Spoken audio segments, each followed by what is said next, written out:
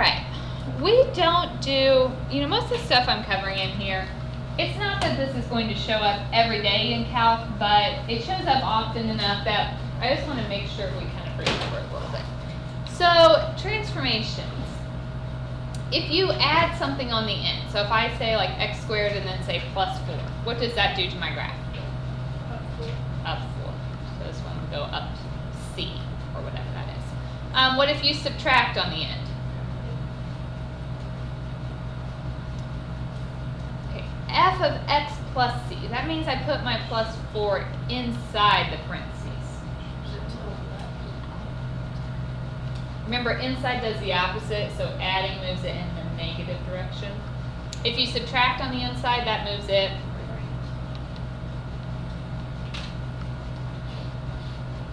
Okay, what about if you multiply something on the outside? If I say like a 3x squared.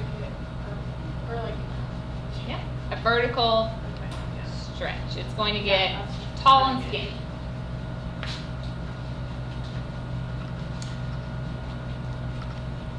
What if it's on the inside? just want to make it wider. Right. I should say stretch or shrink, depending on if it's like a 3 or a 1/3.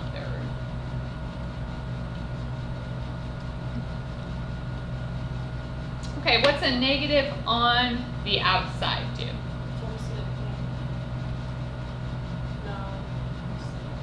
It's like making all the y's negative, so it flips it over the x.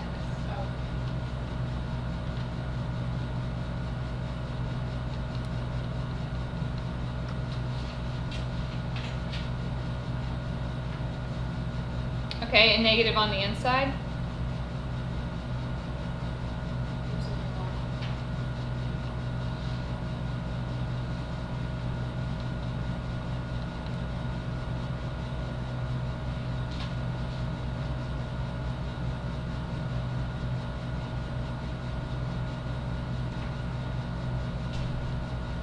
Alright, is that okay with everybody? Kind of remember doing those? So I want to use this parent function and see if I can graph a bunch of different transformations from that.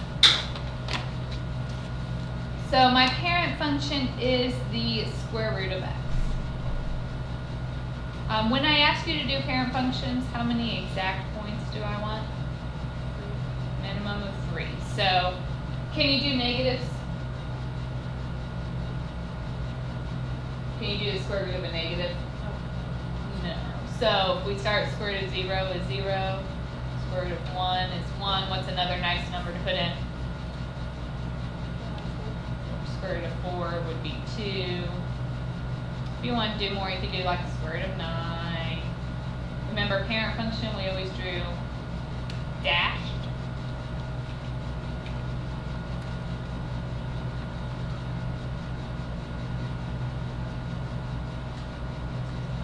Okay.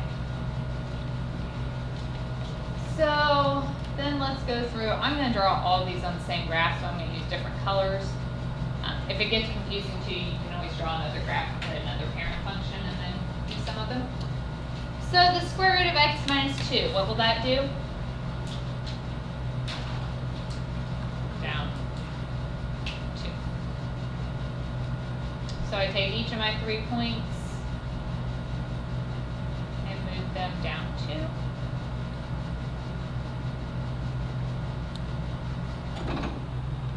So it looks like that. And if you're not color coding, then just write out to the side which one that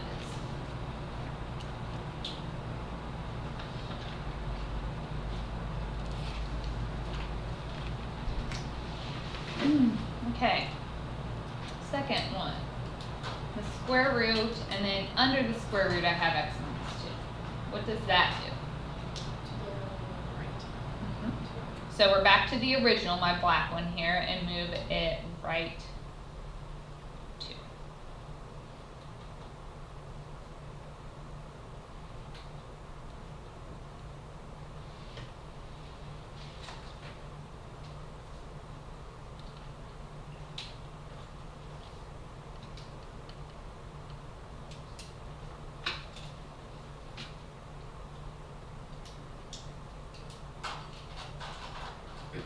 if there's a negative out in front, what do we do? Flip it over X. So if you're at 0, 0 and you flip, that doesn't go anywhere. This point will go down to -1. This point will go to -2.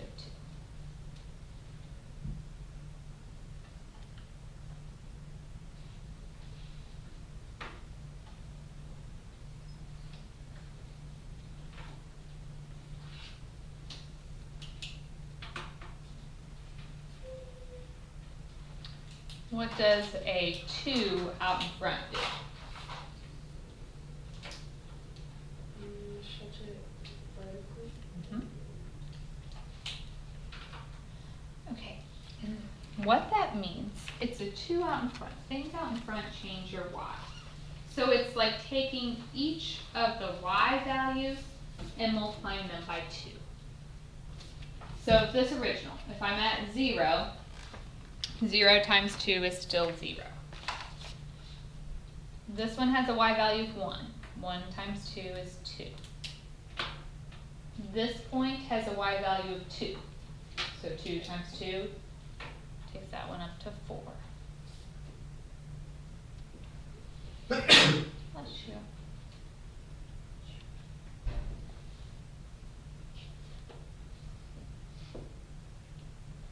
Final one. What does a negative under the bracket do?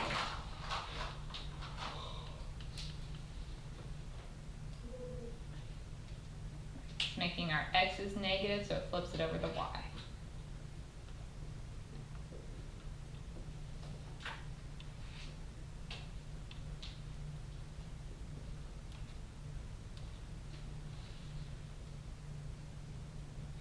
Now, when in doubt, if you weren't sure what any of these looked like, what could you do?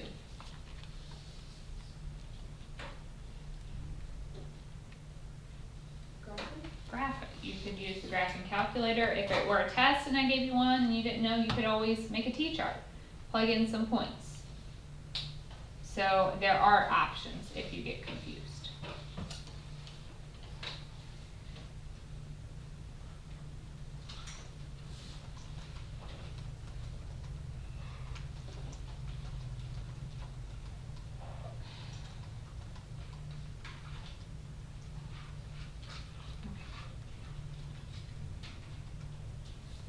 Questions there?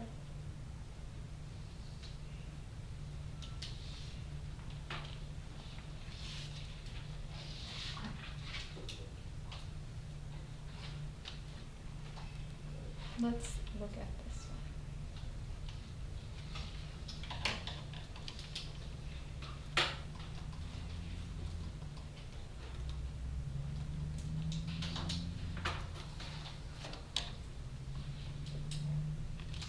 I want to use transformations to graph this. Now if it's x squared plus 6x plus 10, I don't know what my transformations are because I have the x squared and the x. Okay. We did these before, but what we had to do is rewrite this quadratic in the vertex form so we could see how much we're moving left and right, up and down. That means we have to complete the square. You guys remember this? Remember the terms completing the square at least? Hopefully. Tell me yes. I've heard it, but You- I don't remember what it means. Okay. So what we're going to do, we are going to keep our x's together. I'm going to put them in parentheses. I'm going to leave a little space. I'm just going to keep that plus 10 on the outside. We want to make a perfect square that we can factor. So we are going to have to find some other number and add it in here to make that a perfect square. To do that, you take your middle coefficient, which is 6.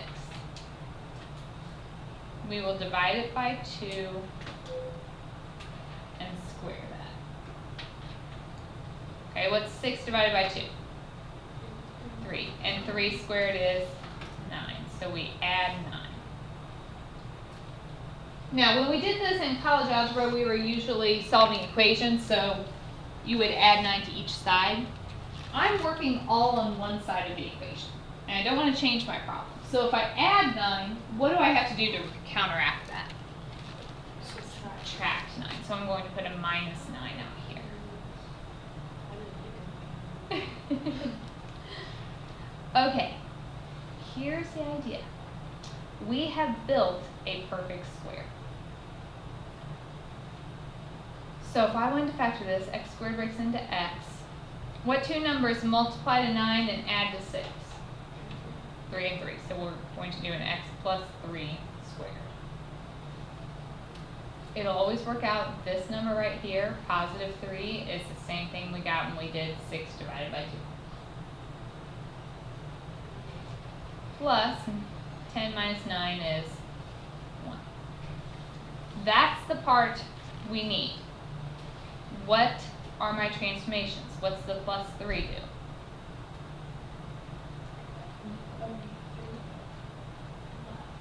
That. And that plus 1? Up. So then if I want you to graph it, you can graph your quadratic. X squared, so 0 squared is 0. 1 squared is 1. Negative 1 squared is 1. If you wanted, you could do 2, 4, and negative 2, 4. You only have to have 3 points, but you can do more if you need.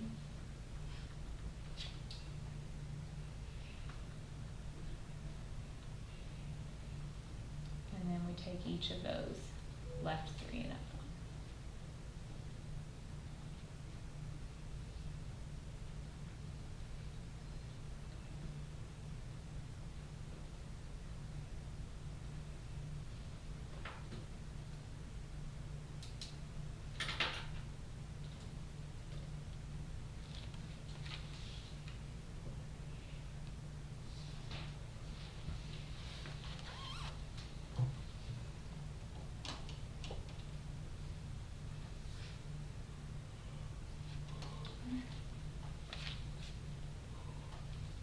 Questions on that one?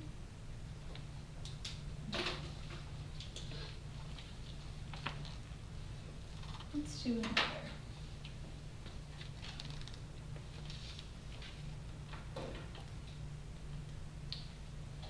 X squared minus 4x minus 21.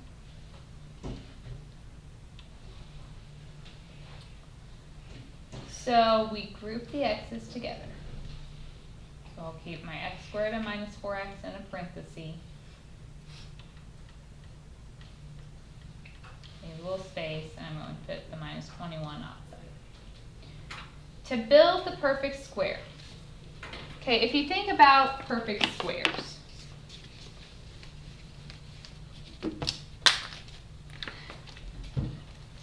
That means like x plus 1 squared. X plus 2 squared.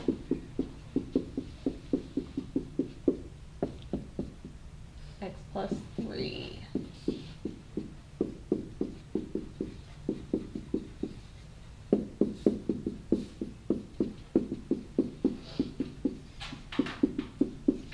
So the reason we are dividing by 2 every time and then squaring has to do with the pattern here. You'll notice the middle term, if you divide that by 2 and square it, you always get the constant. So we're trying to build this thing on the right to get the thing on the left. Okay? So if I take negative 4, divide that by 2, and square it. So negative 4 divided by 2 is negative 2. Squared is 4. So we add 4 here, so what do I have to put on the outside? Minus 4. Okay. So this would factor what two numbers multiply to positive 4 and add to negative 4? Negative 2 and negative 2. Same thing I got when I did negative 4 divided by 2.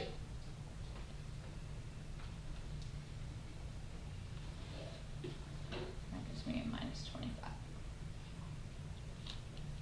So what's this graph doing? Right 2 down 25. Oh, that was not nice.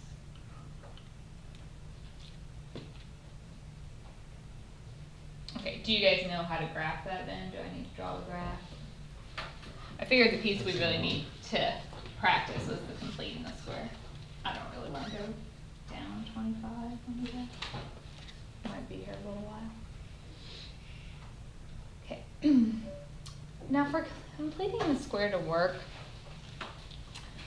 if you look at all of these, the x squared is just a 1x squared. If it is not a 1x squared, it's going to change things a little bit. So let's take a look at one of those. We group our x's together, but I need that to be a 1x squared, so what I'm going to have to do is factor out the 2. So that means if I take out the 2, we have x squared minus 3 divided by 2, so 3 halves x. And I still have that minus 1 on the outside. You notice if I multiply this all out, I get back to the problem I started with. So I have not changed my problem at all.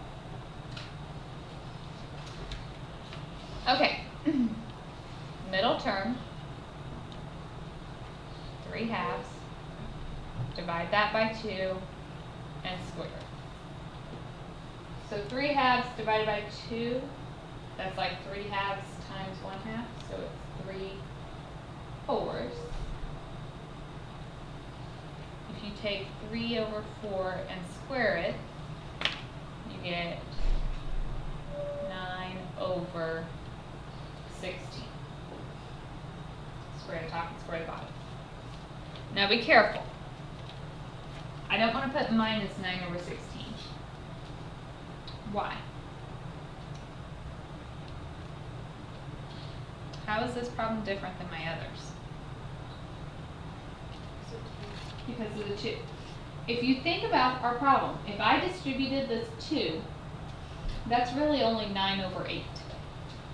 So all I have to subtract off is 9/8. You have to think about what did you really put into the problem. It's only 9/8, so that's all I subtract. Okay, that's the hard part. So now we have a 2. This would be an x. Think about before we squared. Oh, it's a negative 3 halves, so a negative 3 fourths squared. So it'd be an x minus 3 fourths. Negative 1 minus 9 over 8. So that's like negative 8 over 8 minus 9 over 8. It's negative 17 over 8. So if you are graphing this one, that 2 is a vertical stretch. The minus 3 fourths, move it right. 3 fourths, the minus 17/8 would take it down 17/8.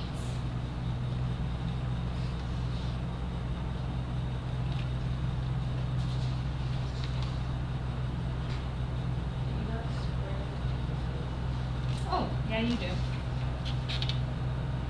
Sorry. I did it in my head. Does that count?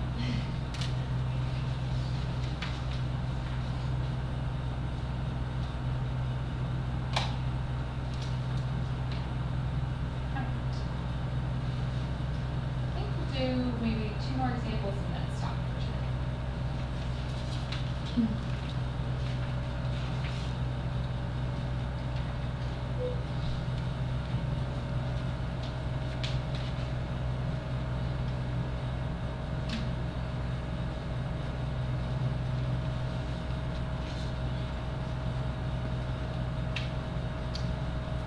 Okay, if I want to graph this, what will the negative out in front do? Over the x-axis. What does the plus 1 do? Add to x, go to the left. So we can go to left 1.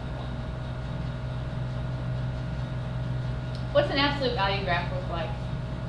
Good. Absolute value of 0 is 0. 1, 1. 2, 2. Negative 1, 1. Negative 2, 2.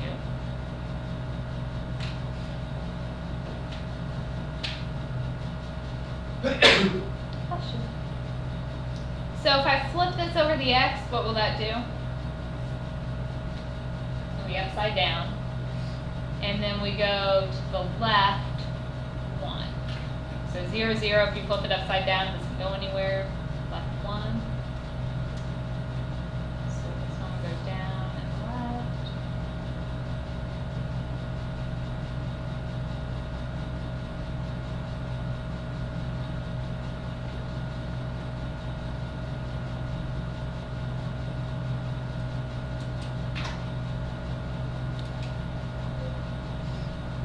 Oh, it should look something like that.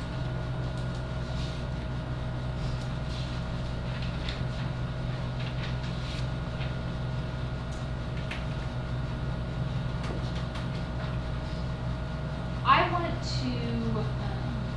skip example 4. I'm not going to do transformations with trig functions. I had it on there, but we really don't need that later on. We won't ever use it with trig functions, so I'm not going to go over that part. I want to do example 5 together, and that'll be my stopping point today.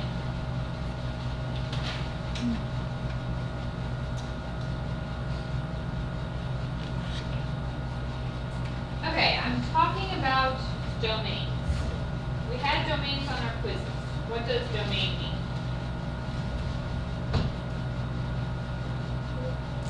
On a graph, it's left to right. In terms of an equation, it's like asking what can x be. So there's different ways of doing this.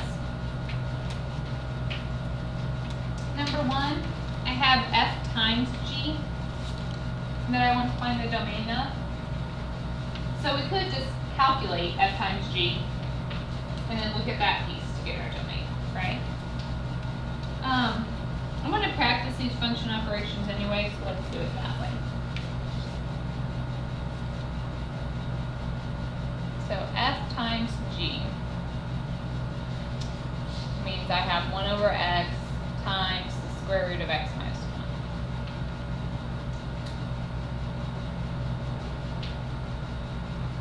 So we just get radical x minus 1 over x.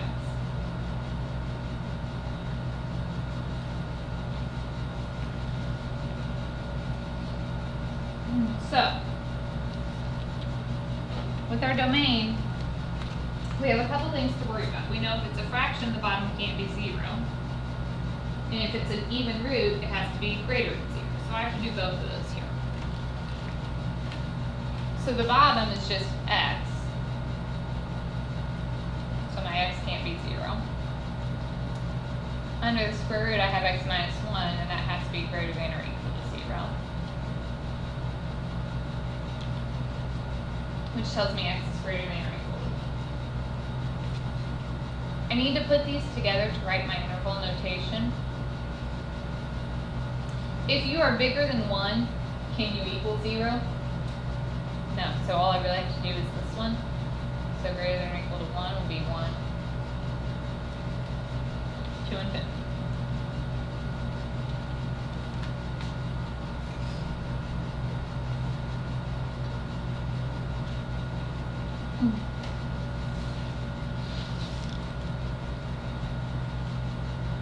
Okay, B.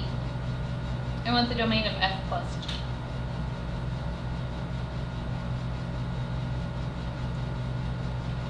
So f is just the square root of x. G is the square root of 2 minus x. Do we have any like terms to add? No. If we did have like terms, we'd put them together. We don't, so we'll just leave it like that. That's the answer to the addition. For the domain, each of these is under a radical, so it's got to be greater than 0.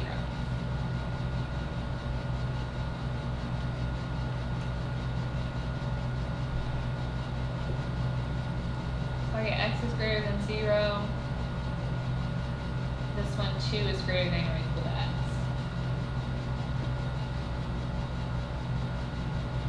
If you're not sure what that means, you could always draw yourself a picture. Greater than or equal to 0 would start at 0 and go this way. 2 is greater than or equal to x. That means x is smaller than 2. So what number is worth?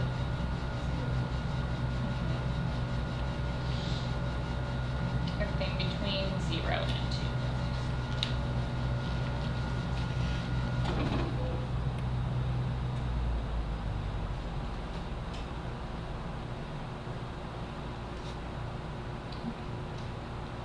Last one. F divided by G. F is x squared. G is x minus 1. Can't simplify that at all. If I'm looking at this, what do I have to be concerned with for my domain?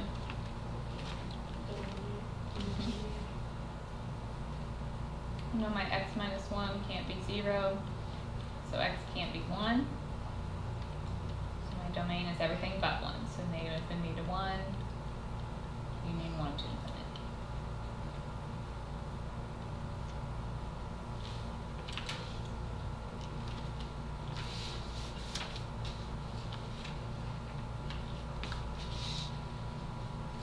Any questions on that one?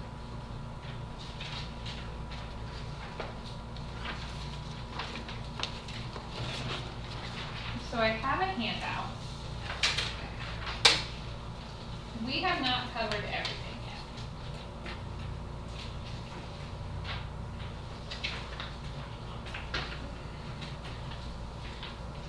On this handout, you can really do probably 1 through 3 at this point. Tomorrow and Friday, we will still be working on this. So this handout won't be due until there's no school Monday, so Tuesday. So this is all of your homework from now until Tuesday we'll turn in.